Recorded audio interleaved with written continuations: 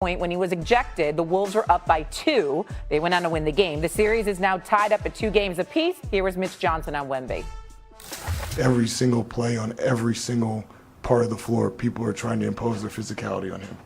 I get it. We get it. That's part of the game.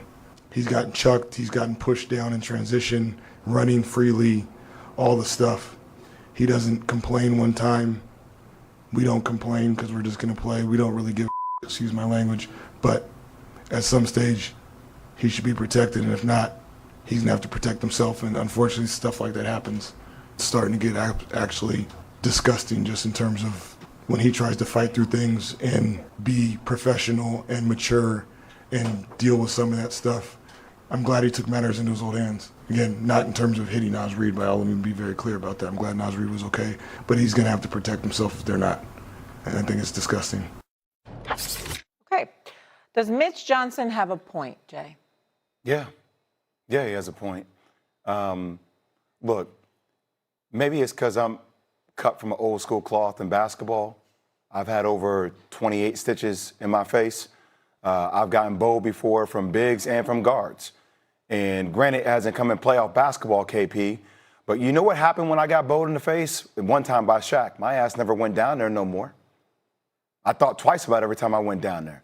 I'm not condoning Wemby's actions, but I do think that sometimes we forget because of how sensitive our society is and how everything has to be catered to and extra delicate and it was the wrong thing for him to do because he jeopardized his team. Yeah, he did. They got to win. They were up 2-1, and now Minnesota believes they can get a win, even though Minnesota had a chance to lose that game down the stretch without Wemby on the court. But at some point, as a grown man or as a player, you got to draw a line for yourself. And I'm not saying that it's automatically going to lead to Naz Reid not continuing to do that, but, Shaq did stuff like this. Michael Jordan did stuff like this. Isaiah Thomas did stuff like this. We had some of the best players in the game who had a nasty side to them because sometimes the moment called for it. So I'm not going to sit up here on national TV and tell y'all that, yeah, Mitch Johnson's wrong because, honestly, I believe he's right. Now, I don't want to see Wemby do that again and subject himself to being suspended from a game or multiple games. He has to be smart. But at some point, when you're getting pushed around all the time and you're getting punked, you're going to stand up for yourself. And I'm damn right happy he stood up for himself in the moment. He's right. He's right. Jay, how's he's right? Give me a time throughout the course of this series that have we witnessed Wembanyama get a flagrant foul, meaning somebody hit him hard enough where they had to go review it. Name me one time. Name me one time. That doesn't. You can't. Don't even think. No, hold on. Are you asking me a question? Because if you ask me a question, I can engage back with you, brother. Just because people engage. I'm trying to. Just because people don't call flagrant fouls doesn't mean that the game isn't physical or there aren't things. KP, you've done a lot of things. I watch you play basketball. I studied tape of you. You've done a lot of things that weren't called for flagrant fouls. That's fine. But it doesn't mean that things weren't physical. Or you didn't see things inside the reins of fire that other teams didn't? What do you mean? Okay, so Jay, let me ask you something. If Wemby is a center, right? Mm-hmm. He is a center, right? Mm-hmm. So you expect inside the paint that it's going to be some level of physicality. It's going to be some level of ruffling and getting your feet hot. You're going to tangle up with guys. Smaller guys are going to sit on your legs when they switch out. It's part of the game. I didn't know that was against the rules. I didn't know when you go up for a layup, you try to, give a person a nice hard foul. Wemby hasn't been a saint. Let's not act like Wemby don't initiate a lot of contact when he's running and he's sealing for low post position. I mean, come on now. What we talking about? This is part of it. You're 7'7". You don't think that you're not going to get hit? KP. How many times we witnessed a LeBron James or Dwayne Wade get hit? What are we talking about, Jay? KP. I think that was a very, what's up? You've had over 100 technical fouls in your career, brother. I would think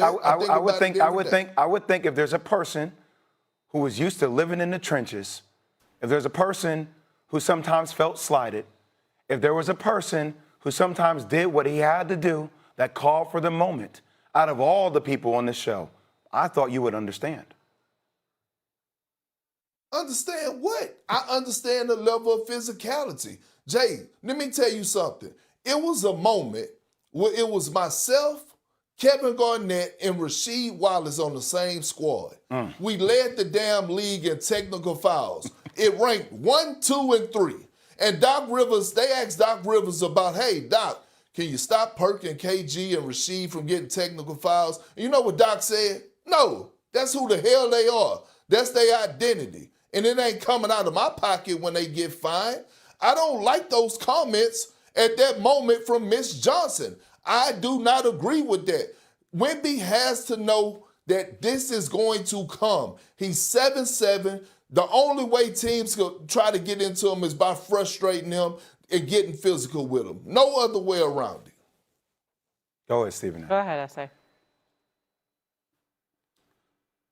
Mitch Johnson was making a valid point as a head coach for Victor Wembanyama coaching in the NBA playoffs.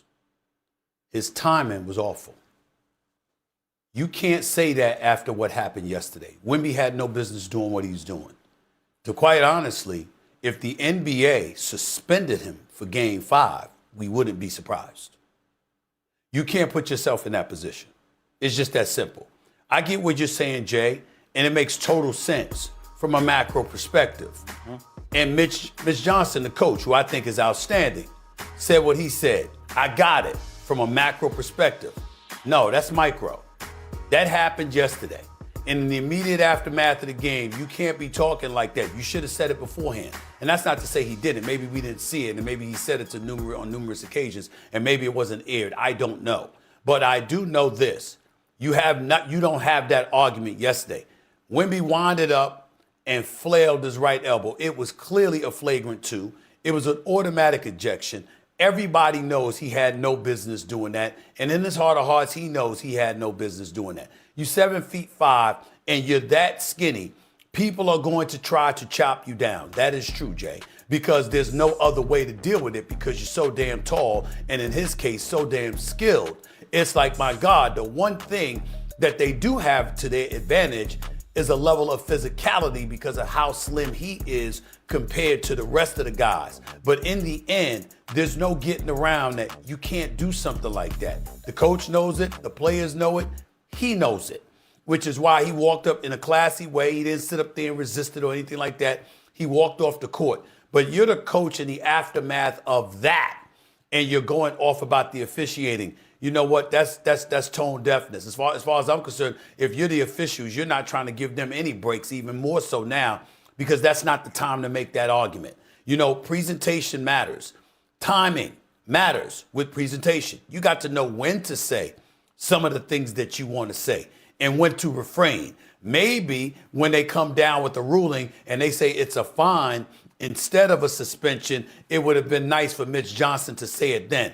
But to say it in the immediate aftermath of a playoff game in which your player was ejected and he's potentially is looking at a suspension, for him to open his mouth and say it like that, we all know the only reason if Wembanyama doesn't get suspended, we all know the reason for that will be because he's Victor Wembanyama and everybody in the world wants to see him play. That might save him. But the play itself warrants not just an ejection, but a suspension for Game 5. Okay, we're gonna Suspension for game. We're gonna leave that here because I have the same reaction. I'm not saying it's gonna happen. Yeah, we're gonna leave this here. We'll come back to the Run this suspension a back, little Shay. bit. What'd you say? run Run it this back. back. Yeah, we're gonna go back to it. We'll talk about the suspension.